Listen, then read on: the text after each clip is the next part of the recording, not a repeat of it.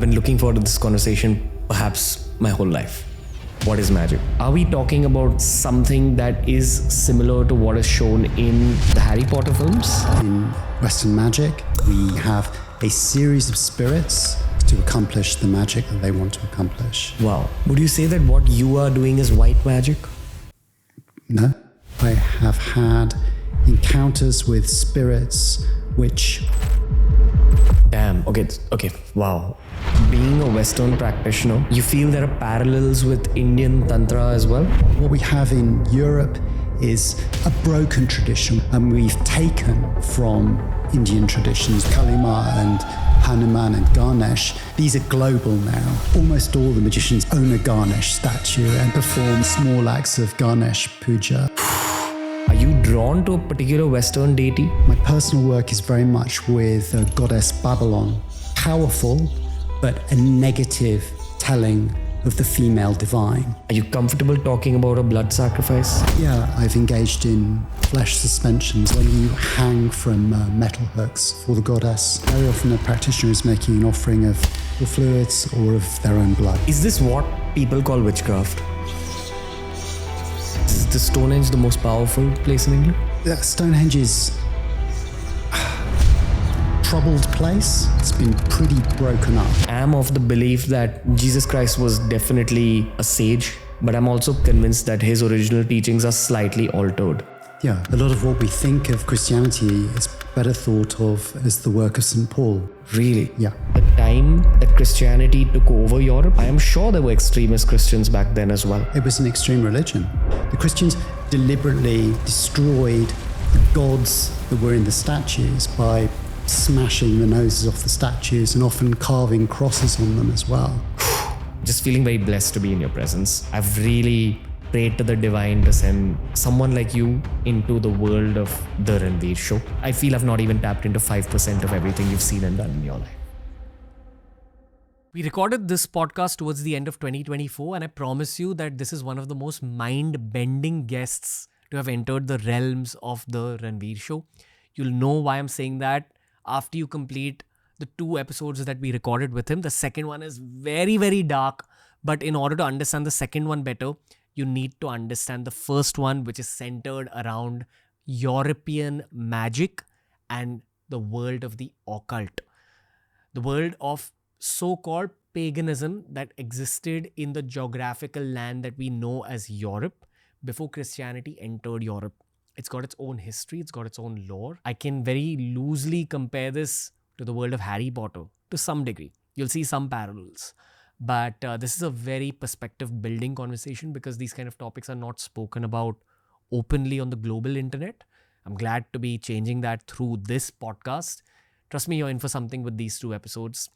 I cannot wait to record with Peter Gray again, and you'll know why I'm saying that after you complete both these spectacular conversations with the legendary Peter Gray on TRS.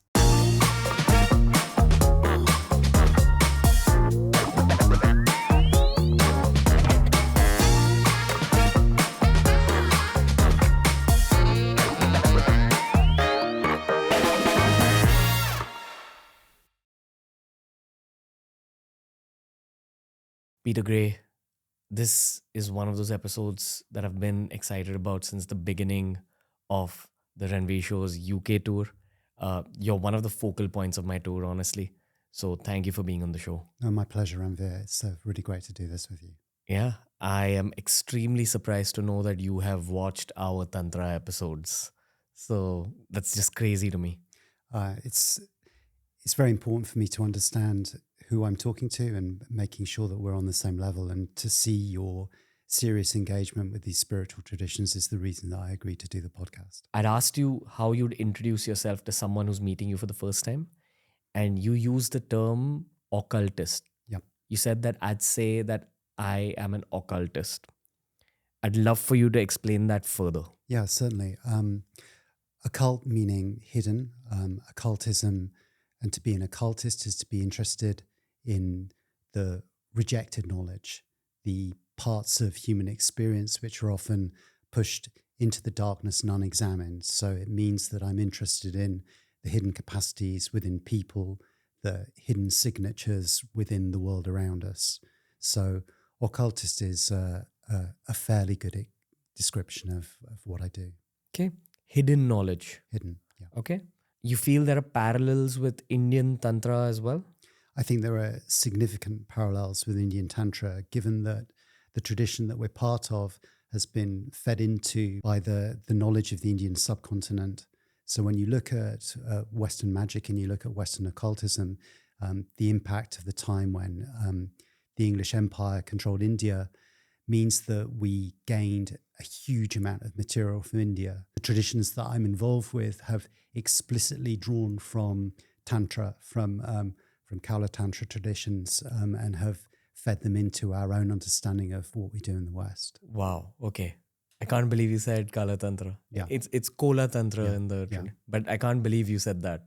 Surprised you know that word. We very often find that practitioners in the West will even describe themselves as naths. Like this is something that has been part of our tradition since the translation of the Indian texts came to England, and it's fed into our magic because we're a very syncretic approach to things. Okay. Can I kind of break away by just saying I'm glad to be speaking with you? No, that's great. It's a pleasure. Like genuinely very excited about what we're going to learn today. But let's dive in once again. I'm going to give you a bit of the Indian perspective on Tantra based on what I've learned through the show. And my explanation of these things is limited because of the nature of the English language. Sure. I think English has its own purpose. And the English language helps you understand things logically and in a practical manner. But there's certain Sanskrit words, which is our ancient Indian language, that can't be translated easily. Yeah. So if I am having a conversation with an Indian Tantra expert, sometimes they tend to get a little bit upset with me for using like these kind of definitions. But I'm going to speak for the sake of the Western audience here as well. So basically in Indian Tantra, it's primarily based on yantras, which are objects or symbols, and mantras, which are chants, but maybe a Western equivalent to understand a chant better would be a spell. And when I use the word spell in front of an Indian Tantra expert, they tend to get a little bit upset. They say that, no, it's not a spell. It's much more powerful than just a spell. Now, each mantra is related to a deity, one of our gods, and it definitely has a certain purpose. Like in Harry Potter, they have Expecto Patronum for a certain thing. So we have mantras for purposes in the same manner. What we truly believe in India is that Hinduism should be called Hinduism. It should be called Sanatan Dharma, which loosely translates to the eternal faith. And what I've learned through the show is that elements of Sanatan Dharma parallels are present in African culture in the form of voodoo, in Indonesian and Southeast Asian culture in the form of animism, and in the West in the form of what you're involved in. Sure.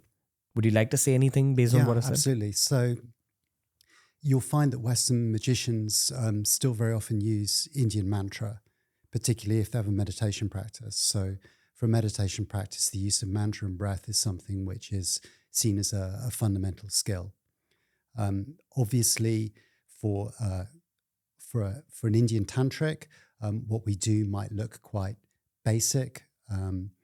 We would define spell slightly differently. So I wouldn't describe mantra in the terms of spell. How would you describe mantra? The use and chanting a mantra in a Western magical practice would be to do with thought stopping, with stilling the mind, with running the energy orbit through the system. So we'd be using mantra in those ways. So very often we've taken that from an Indian approach. Whereas if we were to use a word like spell, for example, a spell would be more describing a constructed ritual with a spoken element, with a performative element, not necessarily with yantra, but with a combination of items or objects which are assembled at a particular time, under particular circumstances, and are empowered through that. So we have a lot of similarities, but we also have quite a few differences.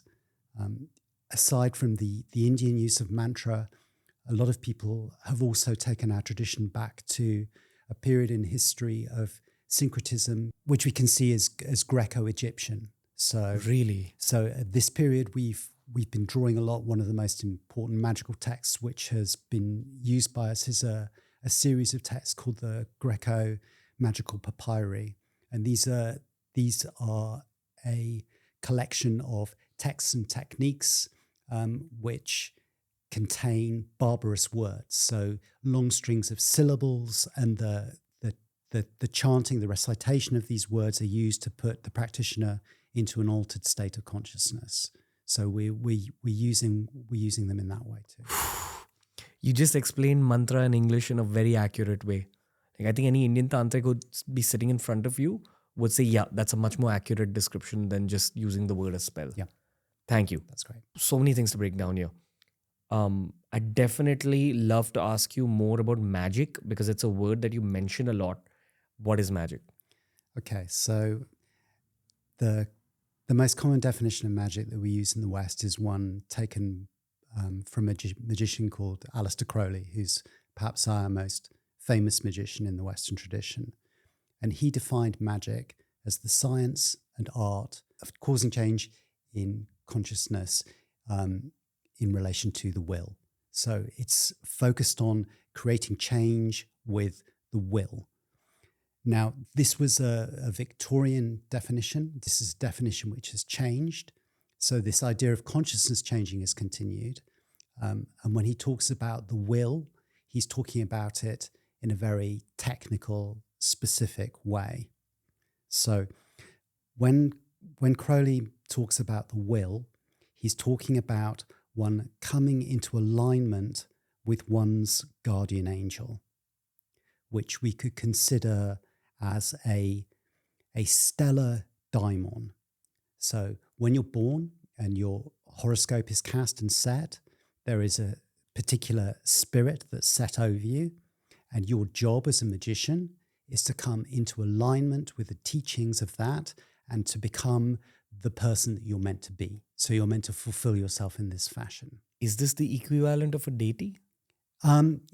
It's not quite the equivalent of a deity. Okay. Like, it's smaller, like an angel. It's best to think about it like an angel. A higher being? A higher being. That is meant for you, and your job is to get in sync with that. Yes. And this is the case for every human being. Yes. And you can see this through your astrological chart. Yeah. Wow. Okay. Please go on. His definition of the science of causing change of consciousness according to the will, this has been challenged in the last probably 50 years, in that we've moved to a more animistic understanding in the West. So it's easy to hear his definition and think that he's talking in a purely psychological manner.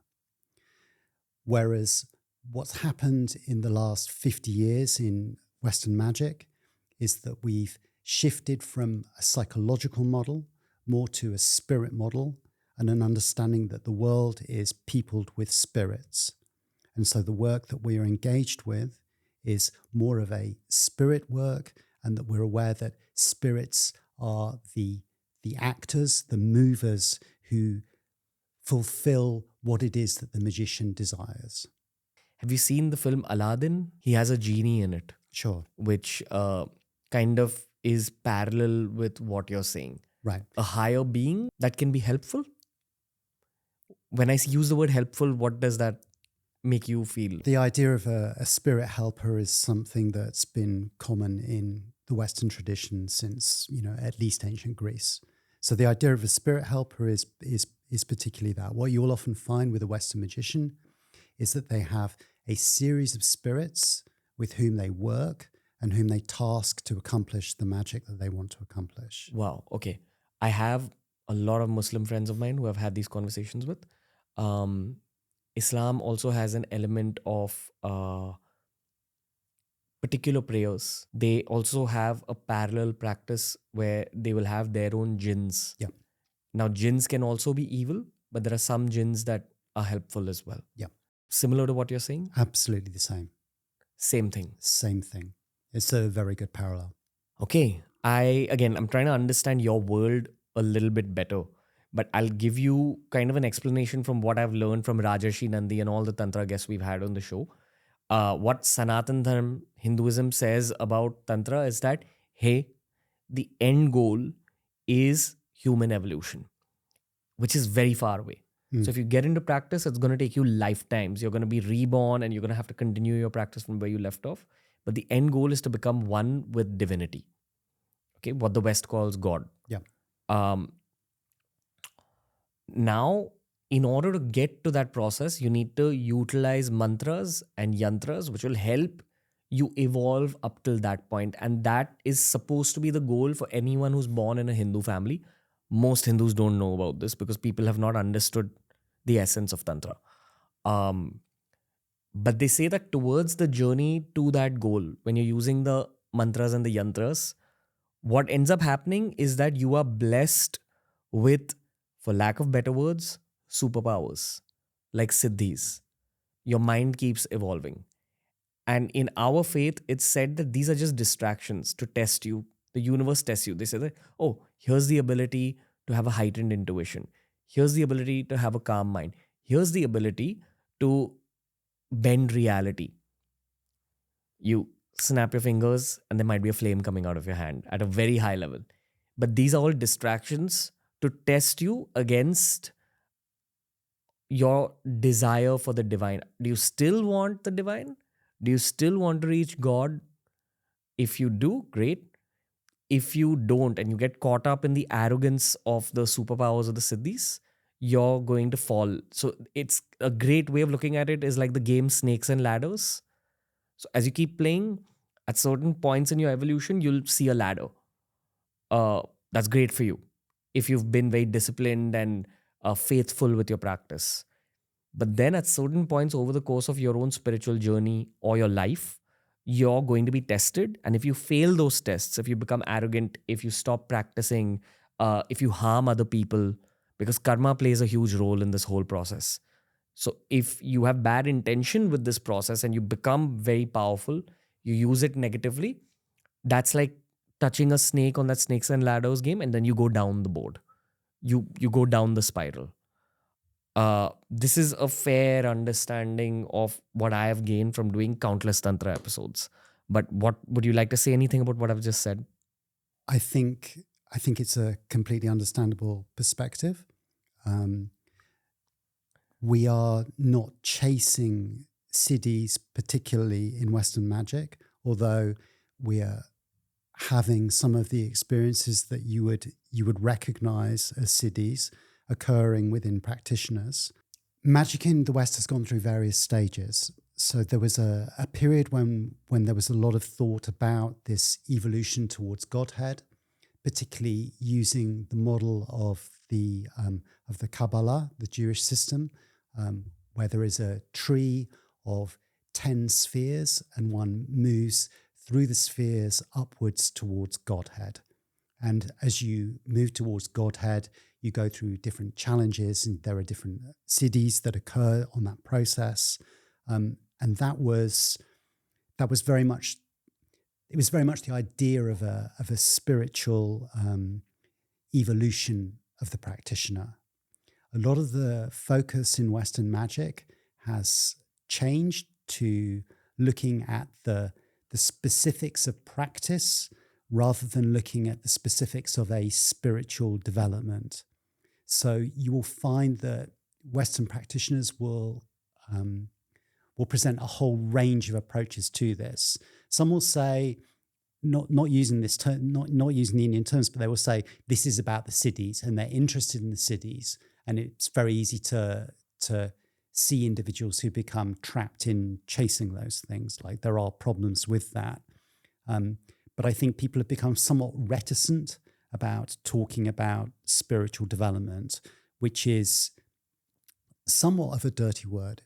There's been such a shift to talk about the practices and the rituals that there's less focus on the goal. For me personally, I think that's a mistake. I think we are engaged in a process of human evolution. I think you find that the best of Western magicians are interested in human flourishing. They're interested in us evolving. They're interested in us becoming the next iteration of humanity.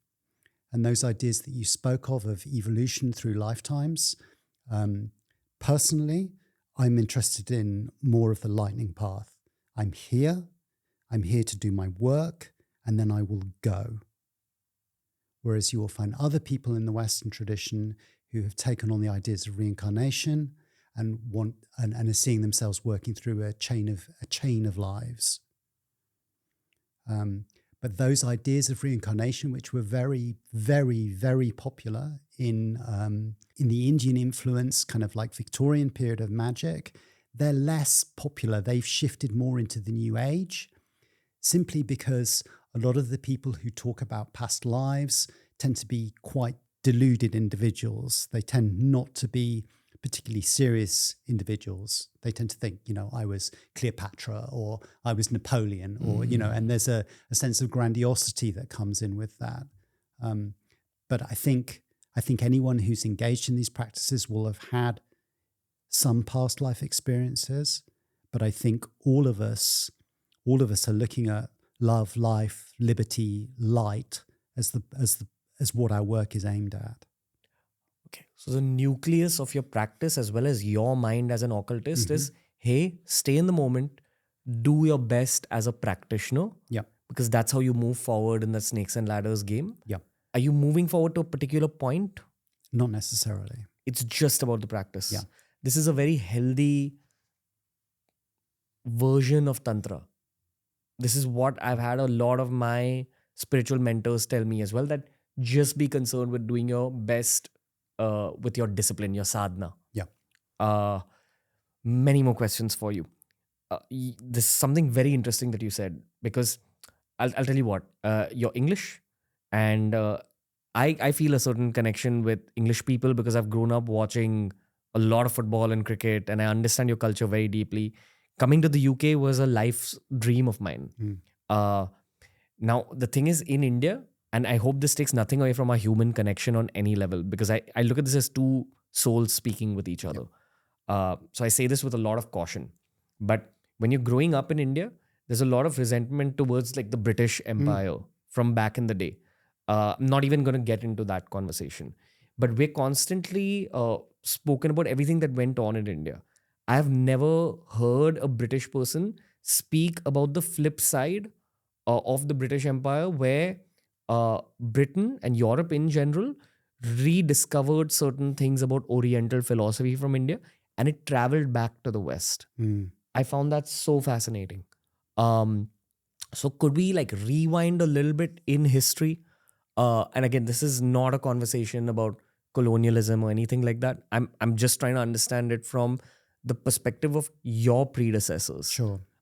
Because most of Britain, I think all of Britain, was Christian at that point. And that's the impression that Indians have about Britain for the last 250 to 300 years. All of Europe, not just Britain. You're saying that, no, there was also this community of occultists. Yeah. Is there a difference like between Christianity and, I don't know what you'd call this other faith? Occultism in the modern world is often seen as being anti-Christian, as being opposed to the religious systems that we have, particularly because Christianity has, despite its benefits, there have also been like a lot of problems with the faith and the way that it's impacted on people's freedom to live their lives, and the way also that it's constructed spiritual reality into a black and white approach, where there is good and there is evil. And that kind of hard duality is something that magical practitioners are not necessarily very fond of.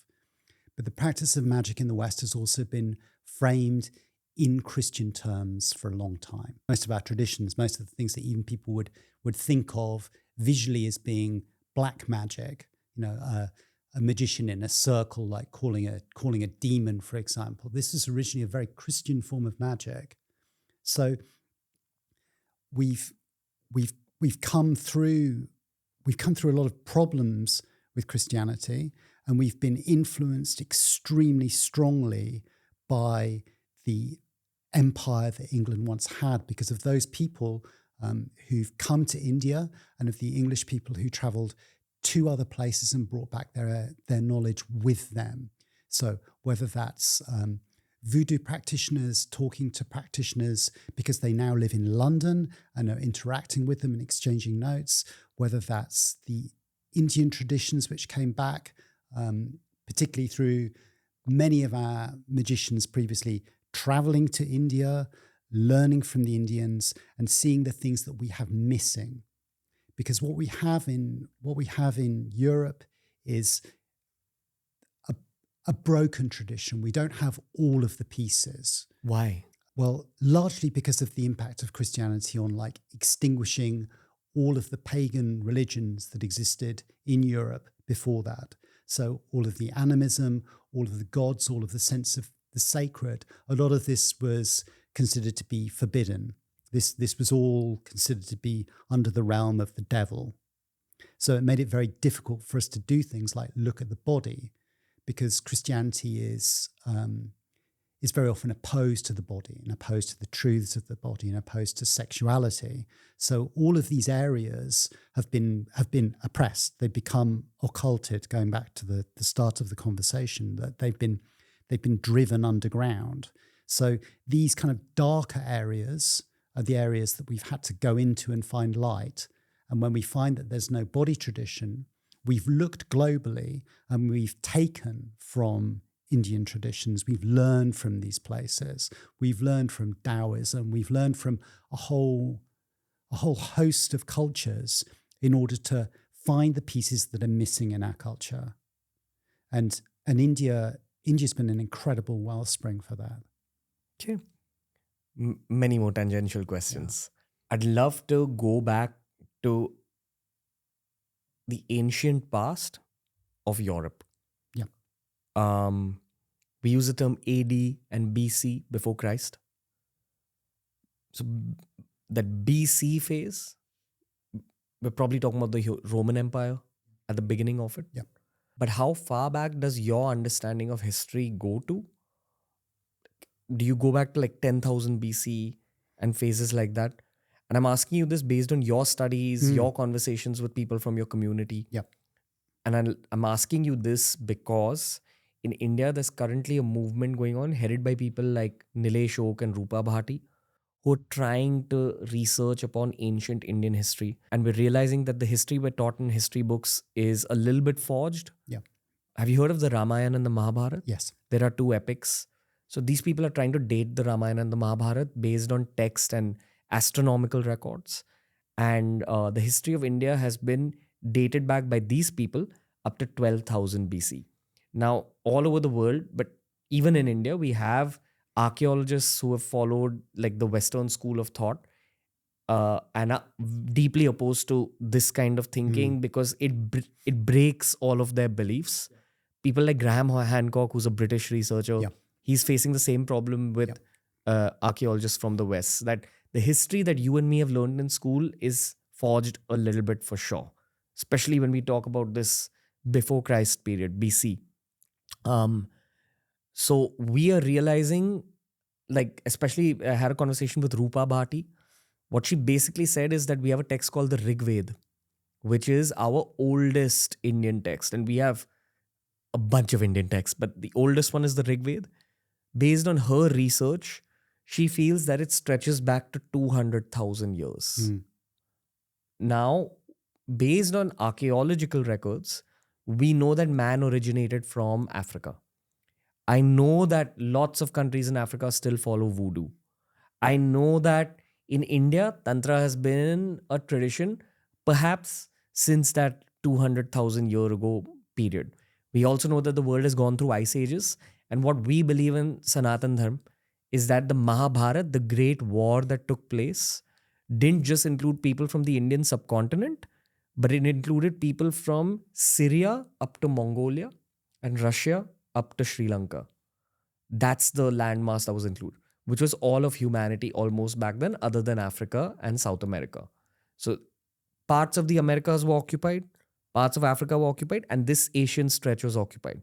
So the entire Asian stretch supposedly took part in the Mahabharata.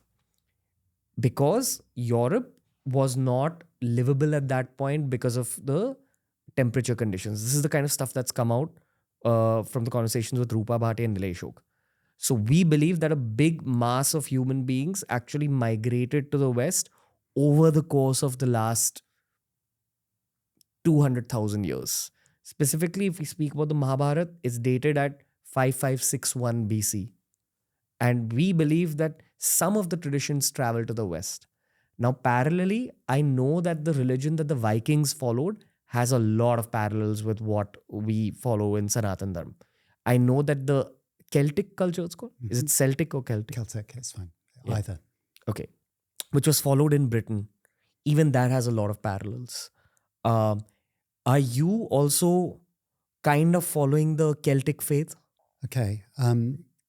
England has been invaded countless times. So if you look at the Roman invasion, for example, one of the things that the Romans did was they ended up exterminating pretty much all of the native religion in England. There was a last stand of the Druids in Anglesey, which is a small island on the top of Wales, in northern Wales, where the Romans essentially massacred the majority of the spiritual leaders in England. Our tradition has been broken for a very long time, and it's been informed by waves of people passing through these lands.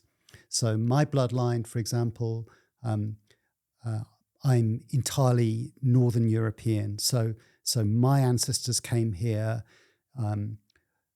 between 400 and 700 AD.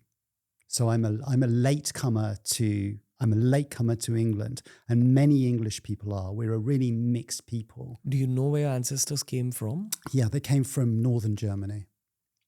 Where do you think their ancestors came from? I would not be surprised if everyone came out of Africa originally. Yeah.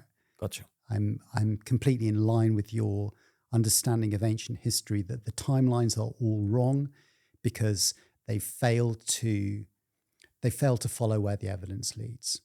So although I would have problems with elements of Graham Hancock's thesis, I think his questions are ones which are worth pursuing, because I think we all have a common humanity, which is why we're able to have this discussion, because our spiritual technologies are all going to be the same because they all come out of our bodies. We all have the same bodies, so we all respond to the same things. Thank you for understanding my question. Please go on. So as we were talking about, mantra has the same effect on everybody. Meditation has the same effect on everybody. Like we're all humanity, and we're all trying to find the pieces which enable us to live fulfilling spiritual lives and leave the world a better place. So we're a very young tradition in Europe, very young. And our magical tradition, although I can talk my history back a long time, our tradition is largely a written tradition rather than like a guru lineage tradition. So our history and our lineage in magic is a book-based, a written tradition. Like our teachers are libraries rather than a chain of initiated gurus who are teaching knowledge like from mouth to ear, master to student. But those books contain energy as well. Those books are where it lies, yeah. Okay. Loving this conversation. I've been looking forward to this conversation perhaps my whole life. So thank you for being here. How's it going for you till this point? No, it's great. It's a really good conversation. I'm trying to set context because this is the first time that the Indian internet is hearing about this kind of stuff. And I would argue that this will be the first time that the global mainstream internet is also hearing about this stuff. So when we're doing these kind of conversations, I genuinely believe that I'm not asking the questions and you're not answering with the answers. This is just us channelizing a higher energy that wants to be out there for the public anyway. Do you agree? Do you disagree? Yeah, I agree. I think it's great for us to have an opportunity to find a common language and to clear up misconceptions and just get a sense of what is a very naturally hidden tradition. Okay. while you say that it's hidden, is this culture growing in Britain or generally all of Europe now? I think there are an unprecedented number of people globally who are looking into these subjects, who are trying to understand who they are, where they come from, where they're going, what spiritual tools are available for them to pursue. And so inevitably people are looking for answers that they don't necessarily find in mainstream religions. So the interest in the subject is growing exponentially. And there's also a new opportunity for practitioners who are always very few in number to connect. So the conversations that we're able to have internationally, quietly between people, are creating these new webs of understanding. Gotcha. Okay. I honestly believe, at least when it comes to Tantra, that there's a massive rise of Tantra in India. Even in urban metros, everyone's waking up to it. Lots of people are starting practice. And I would argue that this is happening in the world as well, generally speaking. You know, we were speaking about Celtic culture and Viking culture, Yeah. but there's also obviously Indian parallels with Greco-Roman culture. The Greek gods, the Roman gods, we have our versions of them back in India. Not that they're prayed too much anymore. Like we have a thunder god who's the equivalent of Zeus. His name is Indra. We have the sun god, Surya. Of all the older gods, Surya is the one that's still worshipped a bit in India. But we have higher deities now that are worshipped more in India, like Kartikeya, Ganesh, Shiva, Hanuman, Durga, Kalima, these deities. Um, I would love to go back into ancient history. This culture that you're following, would you would you say that it's the tribal faith that existed in England? I think it would be impossible to say that because of the lack of information that we have about those peoples, particularly because they left us no texts. So to give an example, I live in the southwest of England, and the southwest of England is made out of it's got a lot of very hard stone. So granite is like the predominant stone that we have. So where I live, there are stone circles in the landscape. There are standing stones. There are the homes of the dead that were built in the Neolithic. What is the home of a dead? So there's dolmen, which are the graves of the dead. So there are 3 stones and then a capstone placed on top of it, and then these were previously covered with earth. But these objects, these enigmatic objects in the landscape, were not understood in the Bronze Age. They thought that these had been built by giants and fairies. So these stories have been told about these places over and over again. And now, for example, I have the opportunity to go and work magic in these places, in these very ancient places. But I'm also aware that when I'm working there and I'm working with the spirits, that I'm also bringing my modern understanding into the landscape. And it's been written over many, many times. It's a palimpsest. So we find it difficult to talk about a return to like a pure state in England. Whereas in India, you can reach back and you can say, oh, we can talk about some of the earlier deities, as you were saying, like Surya, and then some of the other deities that you mentioned, like Kalima and Hanuman and Ganesh. These are global now. So almost all the magicians I know own a Ganesh statue and will perform like small acts of Ganesh puja.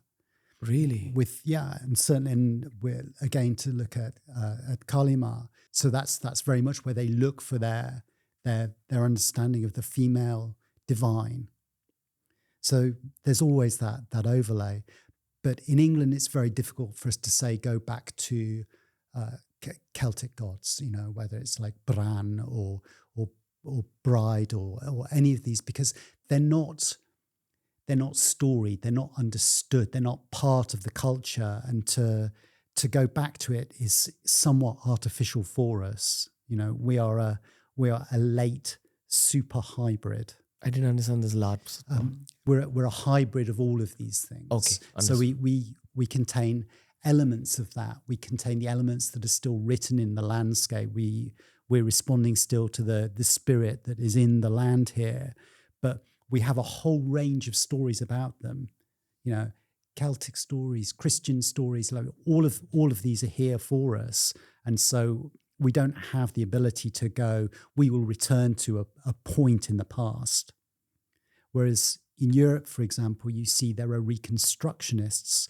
So in Greece, there are people trying to go back to the Greek gods, like there's Hellenic reconstructionism that you find. Really? And there are these various forms of paganism that you find in Europe that are trying to go back to these earlier times with the problems that they face. So this worship of the old gods is returning in a way? In a way, yes. Okay. Yeah. Sometimes problematically. Sometimes you find it tied up with right-wing nationalism. You know, this is often what you find is one of the problems of these ideas of tradition, is that people start to think in terms of like purity or blood, and it becomes difficult very quickly. But in England, we don't really have that issue. Gotcha. You know, what I've learned from Rajarshi Nandi and the likes is that deities have always existed, but they have periods of dormancy. So whenever I look at the deities that existed in Europe, probably 3,000 years ago, 4,000 years ago, they were still worshipped.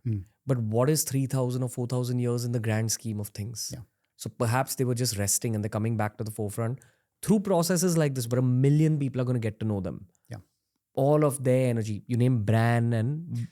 Bride is one of the female gods, or Rhiannon, the horse goddess. But these aren't hugely popular things. This is still like within a very few people who are looking to pursue that path.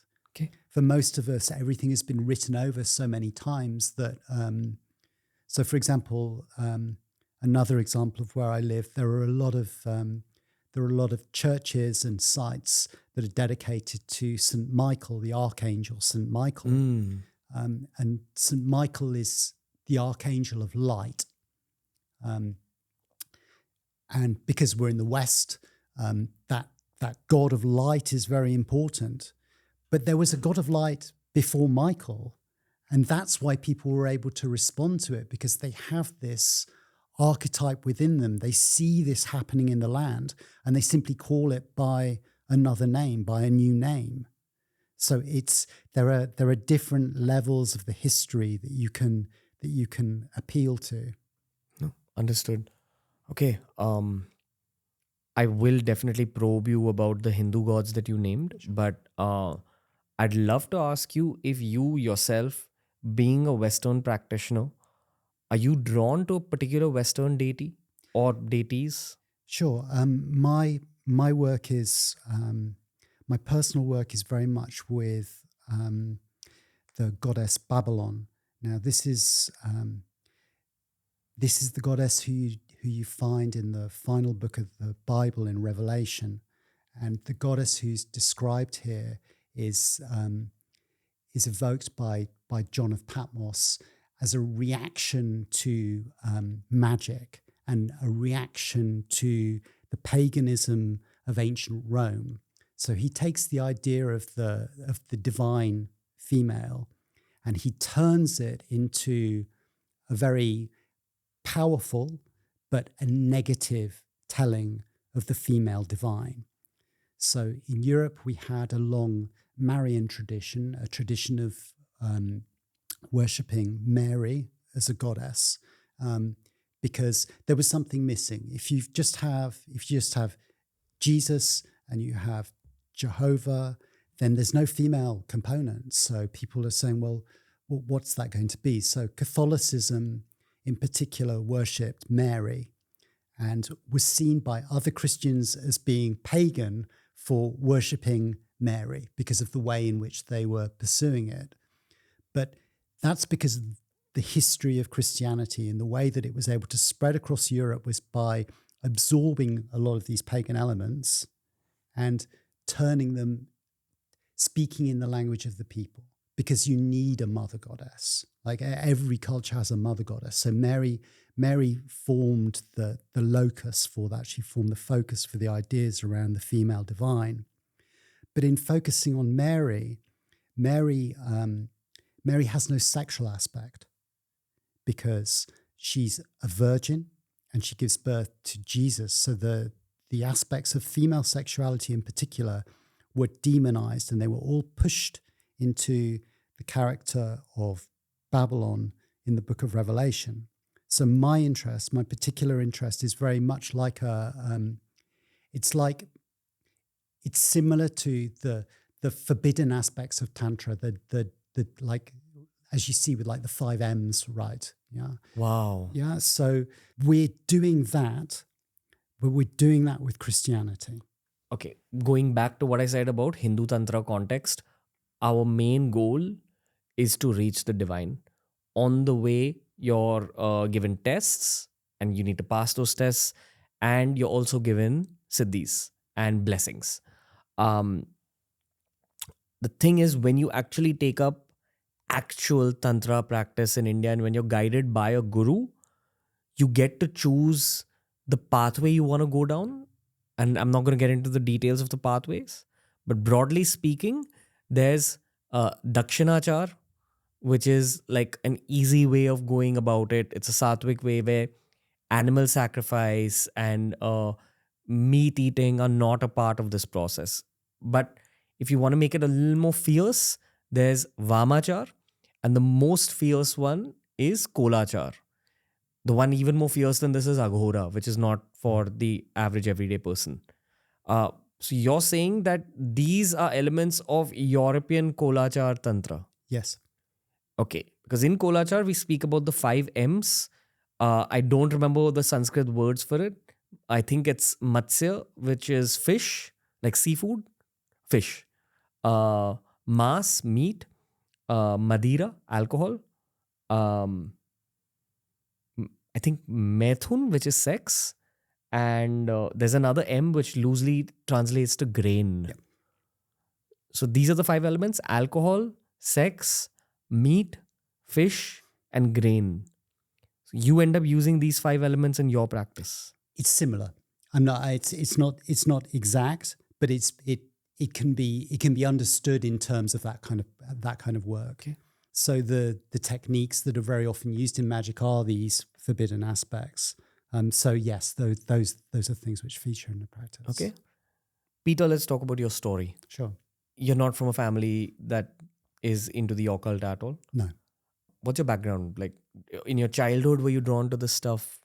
Yeah, so I grew up in a secular household, not antagonistic towards any of the faiths. I went to a church school, so my school was attached to a Christian church. So I would attend church. We would have prayers, but it wasn't heavily religious. It was very clear to me that none of the people who were engaged in these practices really believed in what they were doing. It was clear that they were going through a series of actions, but they weren't having any experiences or any results from that. And I found much more truth and energy and life when I read about, for example, the Greek gods, or when I read poetry, when I was in the land. Like, this is where I found my own personal spiritual experiences. What do you mean in the land? So there are places within the landscape that contain power. In England? In England, yeah. In the same way that you find all over the world. And when you find one of these power places and you encounter that, it transforms you. Like the Stonehenge? Like Stonehenge, yeah. Stonehenge is a good example. Is the Stonehenge the most powerful place in England? Stonehenge is a troubled place. Troubled? Yeah. I mean, it's in the middle of a very large sacred landscape, which was laid out in the Bronze Age, but many of the alignments and things have been destroyed. The roads run too close to it. You can no longer get close to the stones because it's owned by English Heritage, who police the site.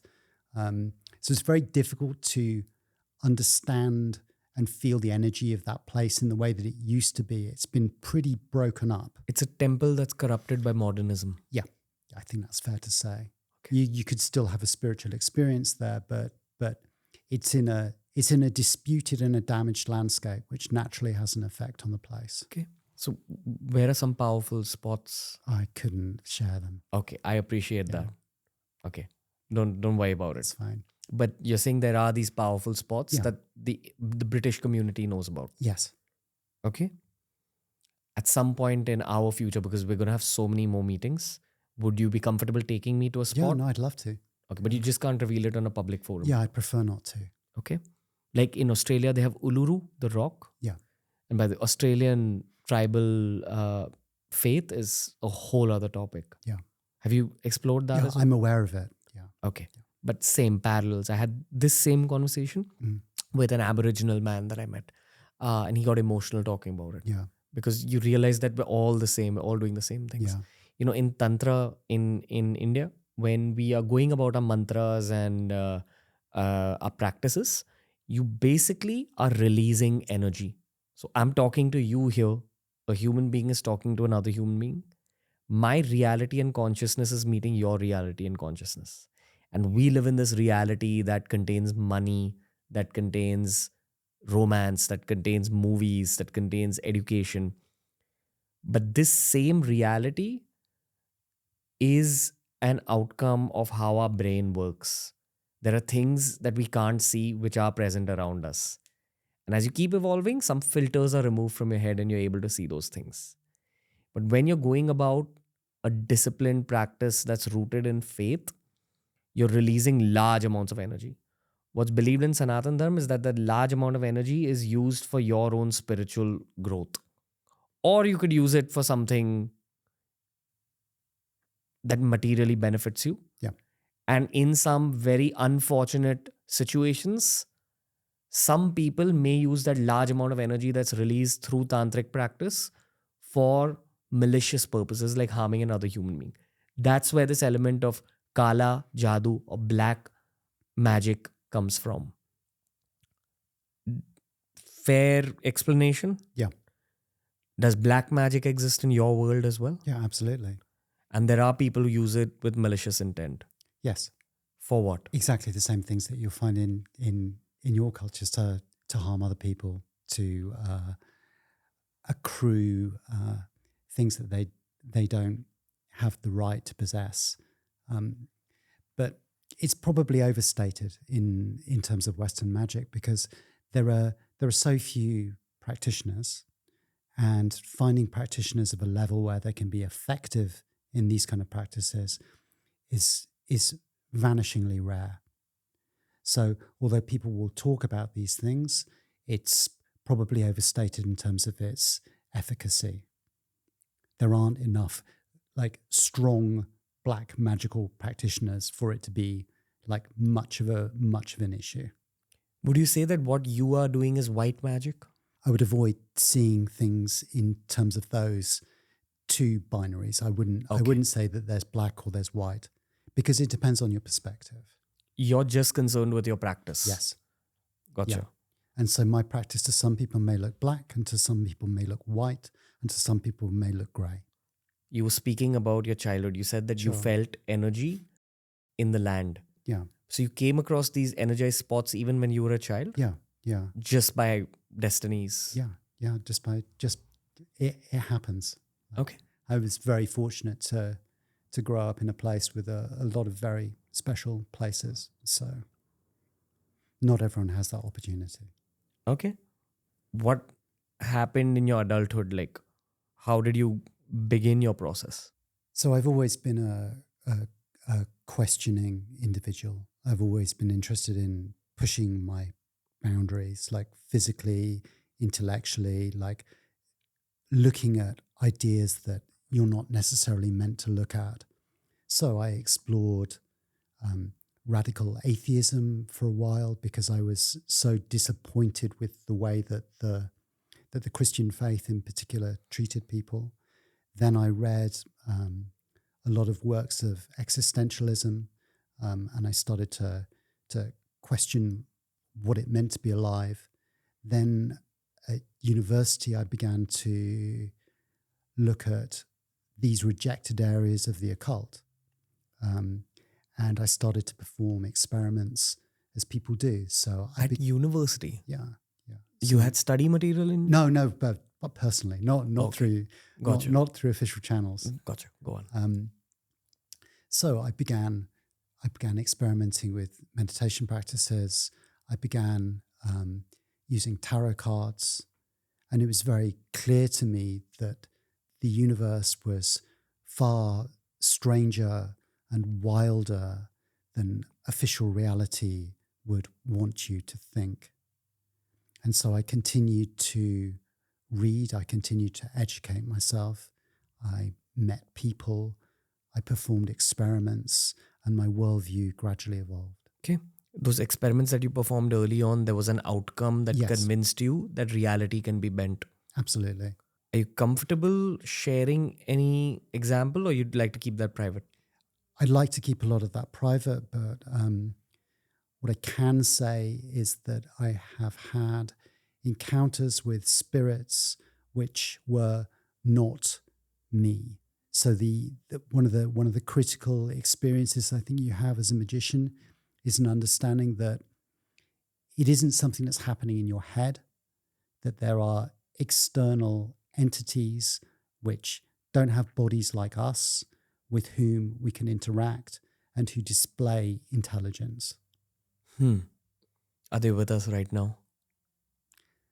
I think they're always with us. Right? And I think when you have these kind of conversations, you start to draw them close to you. I had some funky dreams last night. I saw a man, clearly not human, big beard, black hat, black coat. Just wanted to get my attention. And I think I saw a girl as well. Right. Little girl. Does it ring any bell for you, or this is just happenstance? This is just happenstance, but this is what occurs. Like I've had these conversations with people. There's a very famous conversation that took place between Carl Jung and Sigmund Freud, and they were talking about spirits and manifestation. And as they were talking, there was suddenly a rap, and Jung said, "That's it. This is there. There's a spirit present. There's something here which isn't us." And Freud was like, "Oh." And then it happened again.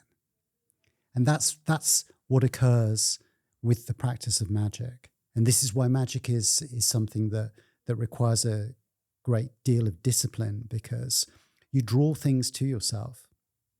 You draw spirits to yourself, and as we know, there are hungry ghosts.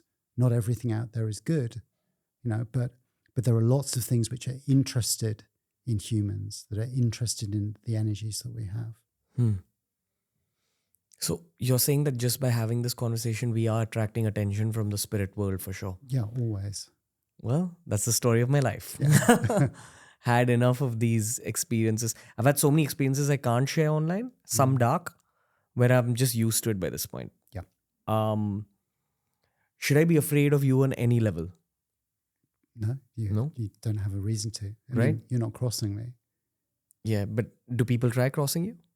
Yeah, inevitably. Inevitably, there's some conflict. Like, if you're a magician, then you tend to end up attracting, like, issues that you need to resolve.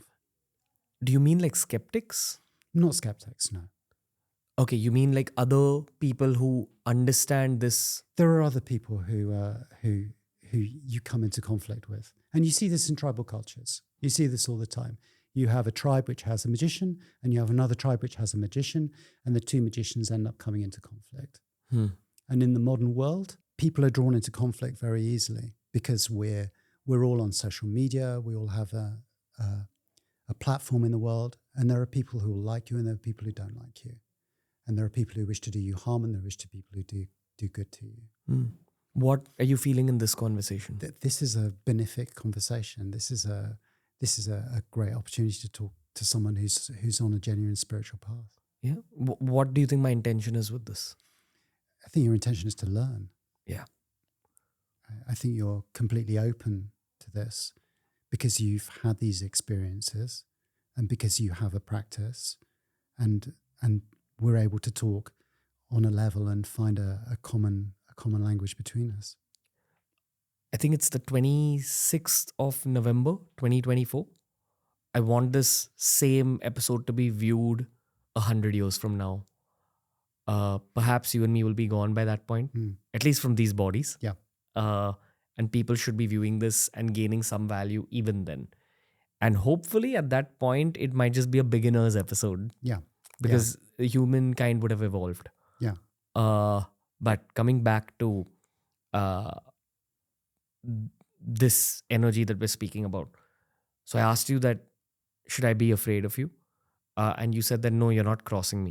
Have you had podcasts where people have tried crossing you on a more subtle level? I wouldn't get myself into that situation. Okay. I'm very careful about who I talk to and what I talk to them about. I mean, as we said at the start of the conversation, like I can introduce myself as an occultist and magician to some people. To other people, I won't tell them that. I'll tell them I'm a writer. If they ask me what I write, I'll say I write about history and I write about poetry. Wow. And that cuts it. That kills the conversation because they don't want to go there. Wow. But you are writing about history and poetry. Exactly. So it's not a lie. It's not a lie. Gotcha. You had an idea about how this conversation would be? I listened to you very carefully. I looked at who you were talking with, and I considered that this was an opportunity to have a clear, constructive conversation. So I was very happy to explore it. You do have a heightened intuition at this point, right? Yeah. Okay. And you are guided by a spirit guide. Yeah. The spirit guide in your own astrological chart, have you been able to get in touch? Yeah. Okay. Is it Babalon? No. Okay. No. Babylon's still higher than that. That's, yeah. Okay. Pardon me if I'm ever crossing a line. No problem. Are you comfortable comparing it to an Indian deity just so that our viewers can understand better and so that even I have a better understanding? Sure. You're looking at the aspects that you'd find somewhere around Kali Ma, or you could look to the Tibetan, you could look at Kurakula, you could look at any of the more wrathful deities. Okay. Ugra Devta. Same meaning. Sure. So you can't pray to Babylon at home, or you can? Yeah. This prayer is fine. Yeah. Okay. And you have a certain ritual associated with Babylon. Sure. I mean, like a Hindi practitioner, like I have an altar, I burn candles, I make offerings, I say prayers. Comfortable talking about the offerings? Yeah, the offerings would generally be wine is an offering that's very acceptable, red wine. Blood offerings are occasionally made. This isn't like a common offering, but I've made blood offerings. Your own? Yes. Okay. Yeah. Animal sacrifice isn't something that really happens in the West anymore because our relationship with animals is so different from previous periods that people don't have the skills to perform these kind of offerings. I have friends who work in African diaspora religions, so voodoo, or Brazilian religions like Kimbanda, and they will use animal offerings a lot because it's part of their culture. It's part of what they do, and they have the skill and the expertise to do that. We don't have that there, and it's not a common thing. It's a part of our culture as well. Yeah.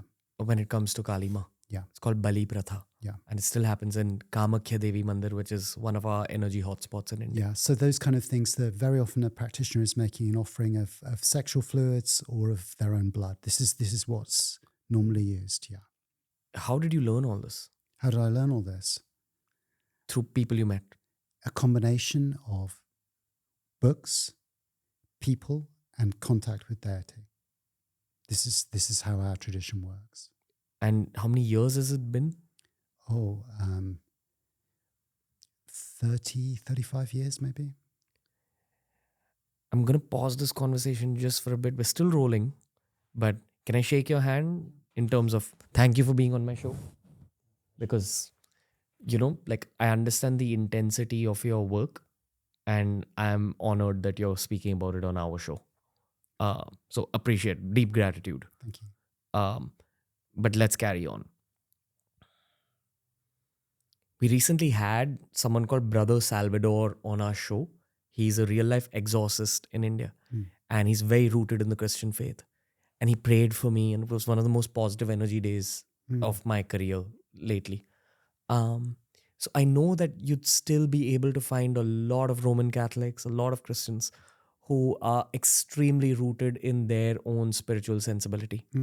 And as is the case with any religion in the world, you will find people who are extremists. I knew an extremist at one point, and she would view what I did in my own faith as some form of demon worship. Yeah.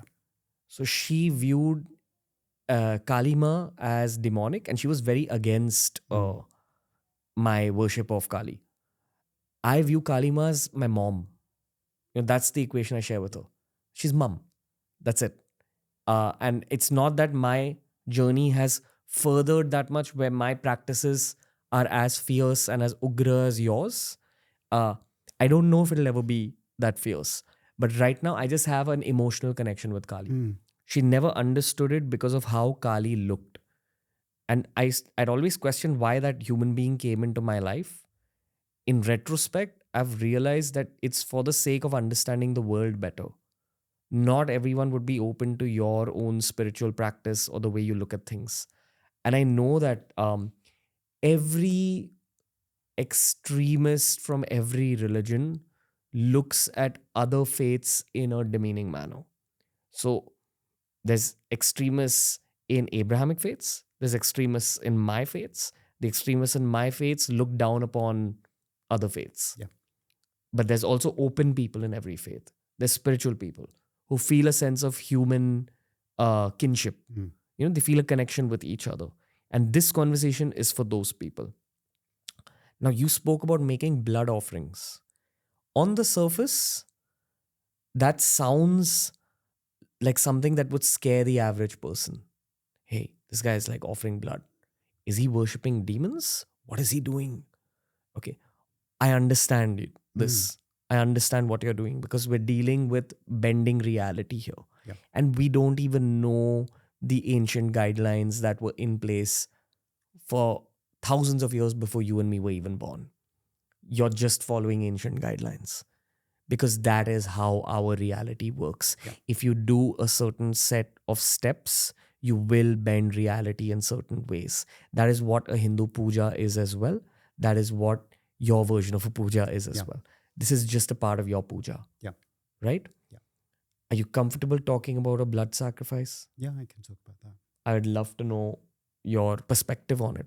Whatever you're comfortable sharing it. And I also bow down to your deities because this is coming from them.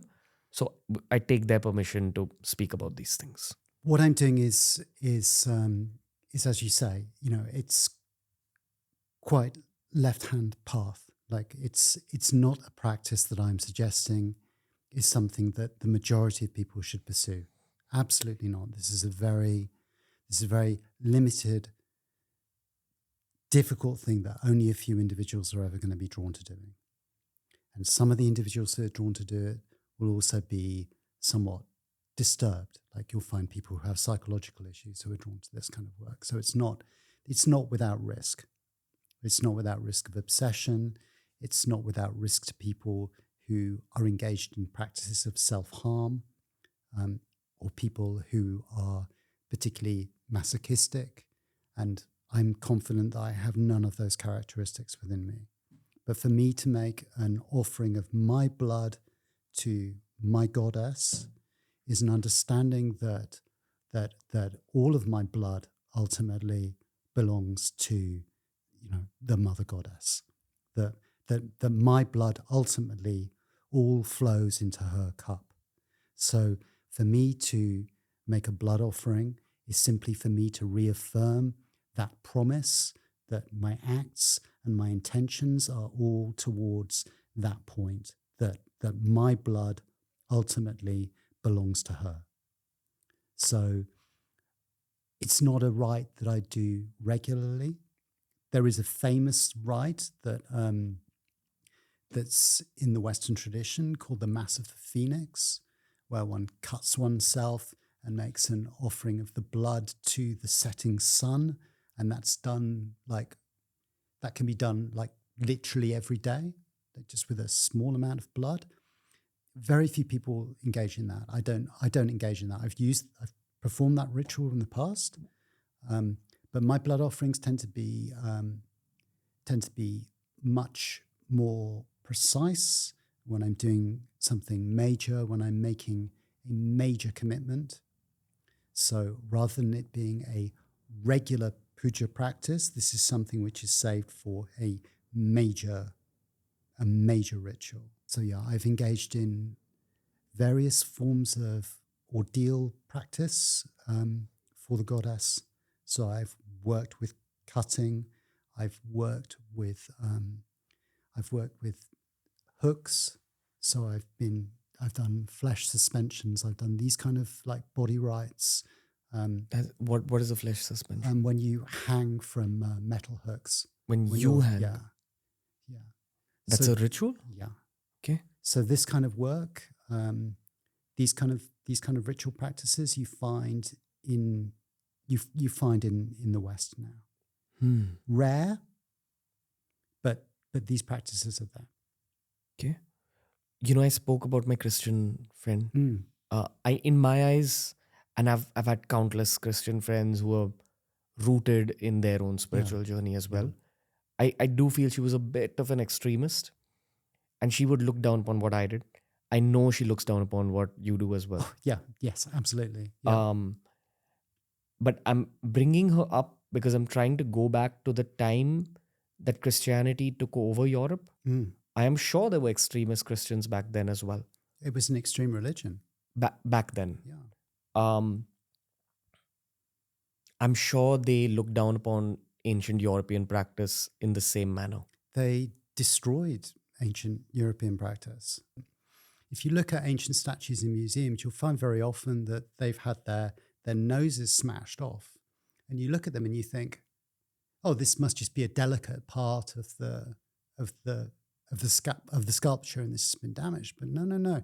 The Christians deliberately destroyed the gods that were in the statues by smashing the noses off the statues and often carving crosses on them as well. Why the nose? Because it's where the breath comes in, and the breath is the spirit.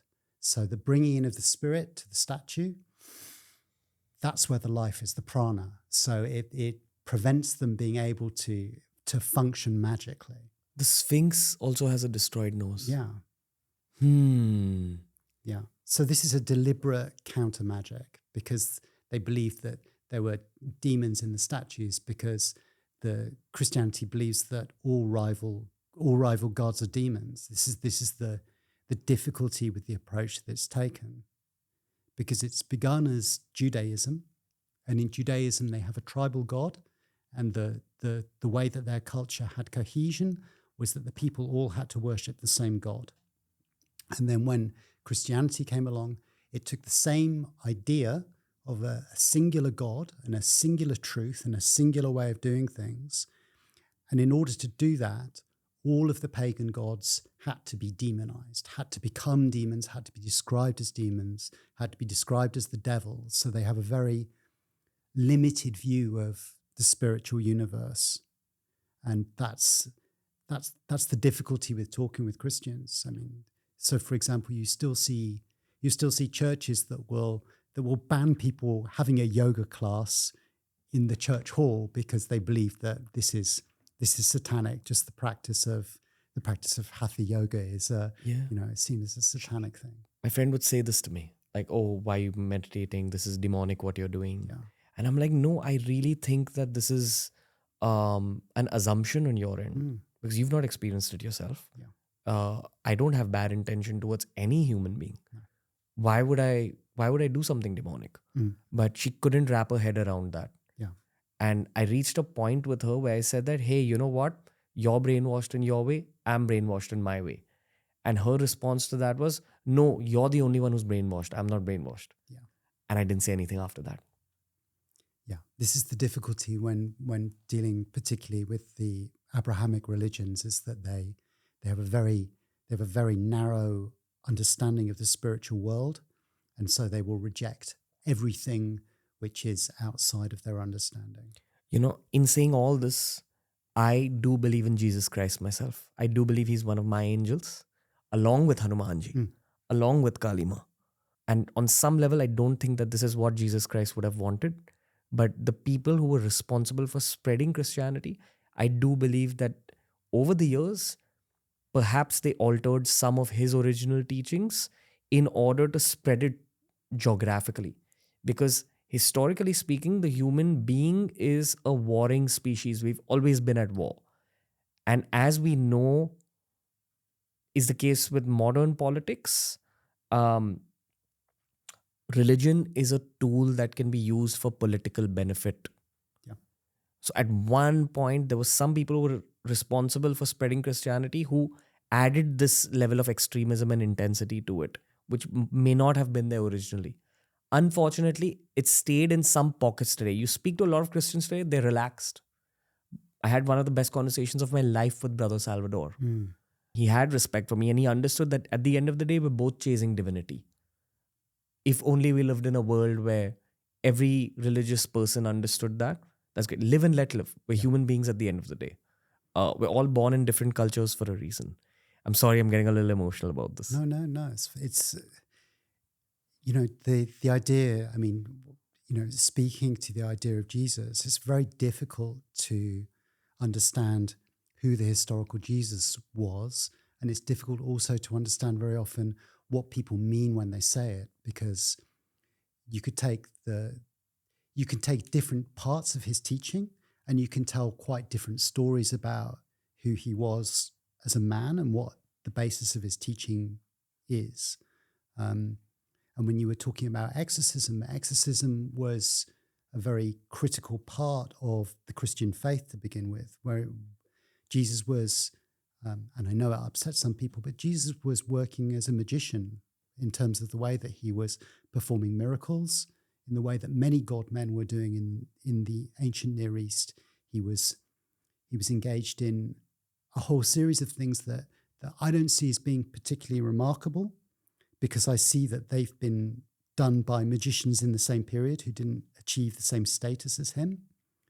And I think there are good aspects of the teaching, but for me, overall, the difficulty is that it says there is only this one way of doing things, and that we have a fixed duality of good and evil, and that all of the things that we say in the Book of Rules is good and everything else is bad. And I think that leads people to some very difficult conclusions. Yeah. You know, I brought up the book, The Autobiography of a Yogi. I highly recommend it to you and to anyone from the West. It was Steve Jobs' favorite book as well. We have Virat Kohli from our country, who's the country's biggest celebrity currently. It's his favorite book as well. It's my favorite book as well, because it's got a lot of secrets of reality tailored in, and it's a very difficult book to get through. But at the end of it, you'll come out a different person. It speaks about Kriya Yoga as a specific kind of yoga related to your own body's energy. It's very advanced. You need to prepare your body for it. The intention is to connect with the divine once again. But it specifically focuses on 6 masters: Lahari Mahashay, Yukteswar Giri, Yoganand Paramhans, who's the author, Mahavatar Babaji, who is one of the most advanced sages that the earth has ever seen, Bhagwan Shri Krishna from Sanatan Dharma, and Lord Jesus Christ. And it looks at these 6 as the advanced masters who forwarded the secrets of spiritual advancement to human beings. And I've practiced with that school of yoga for years now. I feel a connection with each of those masters individually. I am of the belief that uh, Jesus Christ was definitely a sage. He definitely reached a level of advancement. But I'm also pretty convinced that his original teachings are slightly altered. Yeah. I mean, a lot of what we think of as being Christianity is probably better thought of as the work of St. Paul. Paul very much set the mold for what Christianity became. And when you look at Paul's work, he draws on paganism to a huge degree. He draws on the ancient Greek philosophers, and he quotes and paraphrases them. It's quite easy to do a Google search and find out how many phrases that you think are Paul's phrases are in fact taken from the philosophers, because Christianity, when it began in the Roman Empire, lacked a philosophical core. It wasn't a very developed religion. And so they took a lot of ideas from other places. And then when Christianity became a state religion with the Roman Empire, it took on a lot of ideas from the Germanic influence. So the German ideas of the sun god, of the undying sun god, become folded into Christianity. And then when you look at the way that they have the worship, as I said earlier, of the Virgin Mary and of the cult of the saints and the cult of the angels, well, as the voodoo practitioners know, these are very often masks of other earlier deities or other forces, because people find it very difficult to have a relationship with a distant creator god, and they need to talk to a spirit which is closer to them. And we have that in paganism. And so Christianity had to almost recreate paganism with the angels and with the saints, and to enable people to connect on a closer level to people and stories that were more like they were. So the essence of it with the angels and the saints is still the same. Yeah, I think there are continuities that we see, because we're all dealing with the same forces that are flowing through these forms. I agree. Wow. Can't believe we've gotten into this realm of conversation. Feeling good? Yeah, feeling great. Okay. You spoke some time ago about a blood sacrifice that you do to the sun. Mm-hmm. You've done this as well? I've done this as well, yeah. What is the outcome of doing that blood sacrifice? This is a sacrifice which is really done for a couple of things. One, for vitality, for health, for energy, for connection with the cycles of the sun as it moves through the day and through the year. So the God of our universe is very much the sun. The sun is the source of life, the source of light. And by identifying ourselves with the sun in its various phases, at its rising, at its midpoint, at its setting, and at midnight, we also identify ourselves with the undying circle of the sun. So we become part of that larger cycle, and it's part of becoming part of the machinery of the universe. Because however strong my personal will is, however dedicated and focused I am, I have a limited source of energy. But the sun, as the light and force of the universe, has energy that I can draw on, and I can become attuned to, and I can pull those powers through me.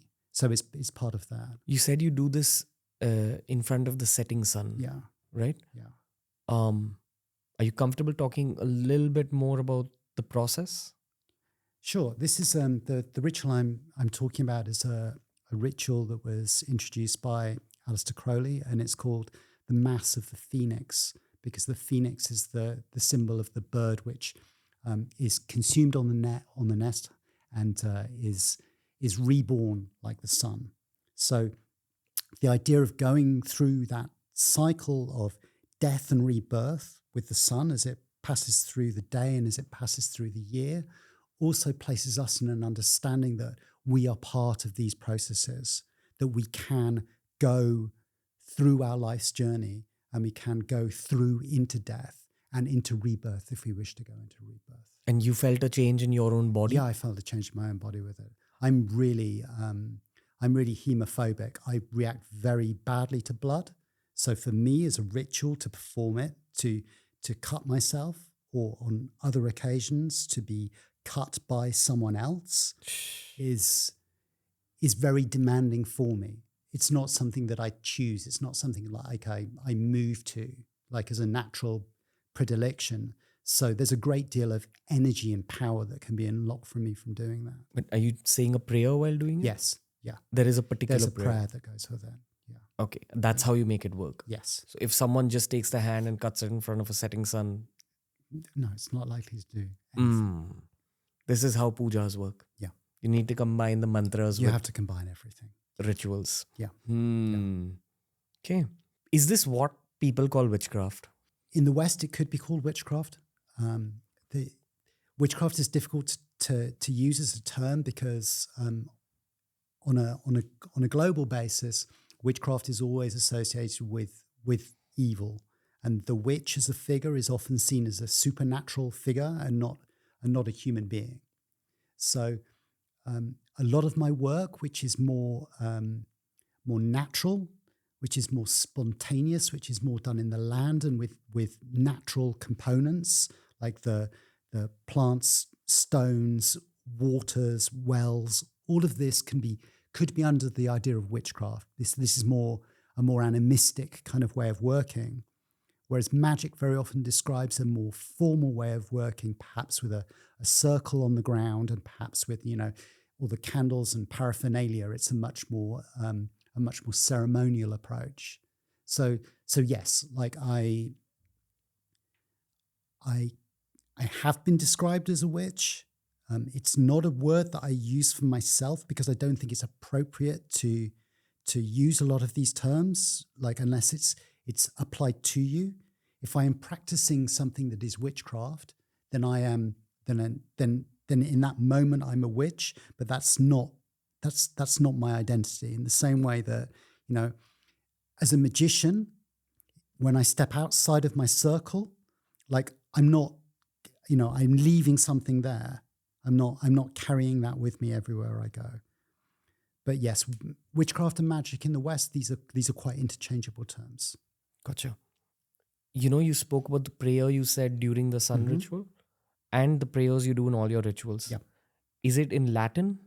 No, I tend not to use Latin. I use some Greek. I use some Hebrew. I use English. Yeah, I use some magical languages. I do some work in Enochian, which is an angelic language. So yeah, very often you find. So if I think about, say, a ritual that I do regularly, a ritual I do every day, it has Greek words, it has Hebrew words, it has English words. In fact, yes, I do. And there's another ritual that I do that does have Latin.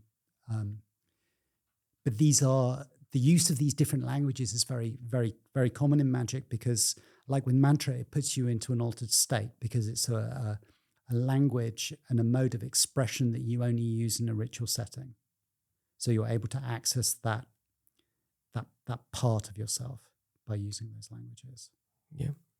I've had some podcasts related to Sanskrit, and what I've learned is that say the mantra Om Namah Shivaya. When you break it up into different parts, each part has an effect on your body and mind. Om makes you feel a certain way. Namah Shivaya. Each of those syllables individually has an effect on me, has an effect on the listener. And this effect is amplified even more if you're doing it in your own mind. I do believe that this is the case with other ancient languages as well.